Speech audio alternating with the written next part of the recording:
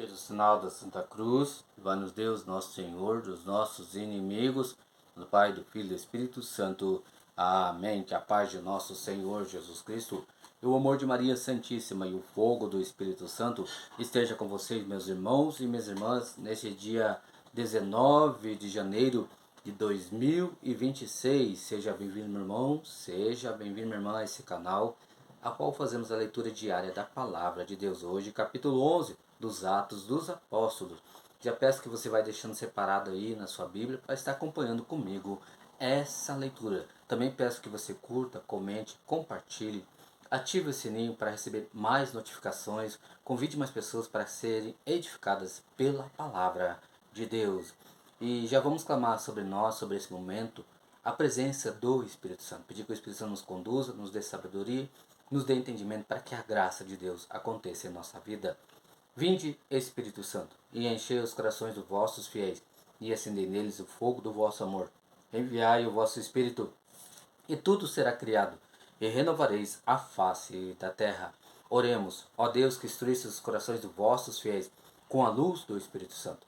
Fazer que apreciemos retamente todas as coisas, segundo o mesmo Espírito, e gozemos sempre da sua consolação, por Cristo Senhor nosso. Amém. Atos dos Apóstolos, capítulo 11.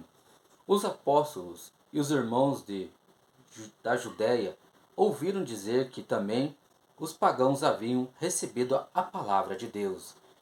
E, quando Pedro subiu a Jerusalém, os fiéis que eram da circuncisão repreenderam-no. Por que entrastes em casa de incircuncisos e comestes com eles? Mas Pedro fez-lhes uma exposição de tudo o que acontecera, dizendo: Eu estava orando na cidade de Jope, e, arrebatado em espírito, tive uma visão, uma coisa, a maneira de uma grande toalha, presa pelas quatro pontas, descia do céu até perto de mim. Olhei atentamente e distingui claramente quadrúpedes, terrestres, feras, répteis e aves do céu. Ouvi também uma voz que me dizia: Levanta-te, Pedro, mata e come. Eu, porém, disse: De nenhum modo, Senhor, pois nunca entrou em minha boca coisa profana ou impura. Outra vez falou a voz do céu: O que Deus purificou, não chames tu de impuro. Isso aconteceu 3 vezes, e tudo tornou a ser levado ao céu. Nisso chegaram 3 homens à casa onde eu estava, enviados a mim de Cesareia. O Espírito me disse que fosse com eles, sem hesitar. Foram comigo também os 6 irmãos aqui presentes, e entramos na casa de Cornélio.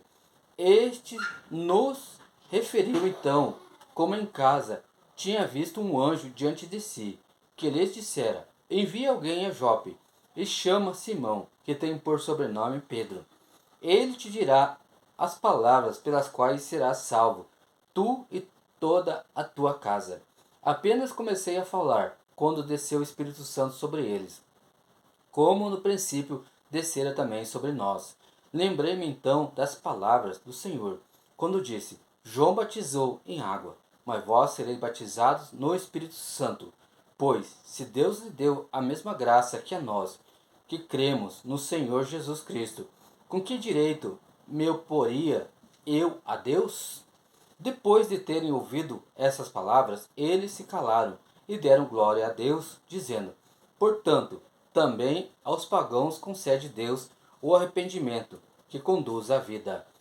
Entretanto, aqueles que foram dispersados pela perseguição que houve no tempo de Estevão chegaram até a Fenícia, Chipre e Antioquia, pregando a palavra só aos judeus. Alguns deles, porém, que eram de Chipre e de Cirene, entrando em Antioquia, dirigiram-se também aos gregos, anunciaram-lhes o evangelho do Senhor Jesus. A mão do Senhor estava com eles, e grande foi o número dos que receberam a fé e se converteram ao Senhor.